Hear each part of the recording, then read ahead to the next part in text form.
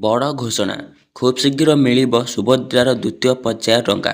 50 ଲକ୍ଷ ମହିଳା ହେବେ ଉପକୃତ।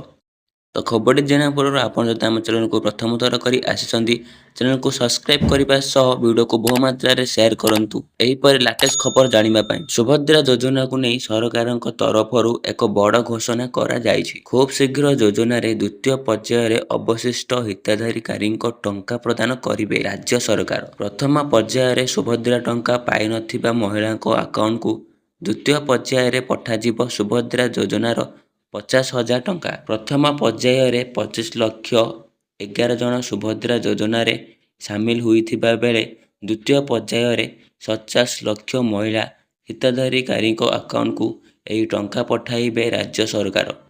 ତେବେ ବର୍ତ୍ତମାନ ସୁଦ୍ଧା 95 ଲକ୍ଷ ମହିଳା ହିତାଧିକାରୀ ସୁଭଦ୍ରା ଯୋଜନାରେ ଆବେଦନ କରିଛନ୍ତି। ଏଥିପାଇଁ ଖୁବ୍ ଶୀଘ୍ର ତାରିଖ ମଧ୍ୟ ଘୋଷଣା କରିପାରନ୍ତି ସରକାର। ଏନେଇ ଉପମୁଖ୍ୟମନ୍ତ୍ରୀ ପ୍ରଭାତୀ ପରିଡ଼ା ସୂଚନା ଦେଇଛନ୍ତି। ତେବେ କେଉଁଦିନ ମହିଳାମାନଙ୍କୁ ଏହି ଟଙ୍କା ପ୍ରଦାନ କରାଯିବ ସେନେଇ ଖୁବ୍ ଶୀଘ୍ର ତାରିଖ ଘୋଷଣା ହୋଇପାରେ। ସୁଭଦ୍ରା ଯୋଜନାର ଅପଡେଟ୍ ଜାଣିବା ପାଇଁ ଆମ ସହିତ ଯୋଡ଼ି ହୋଇ ରୁହନ୍ତୁ।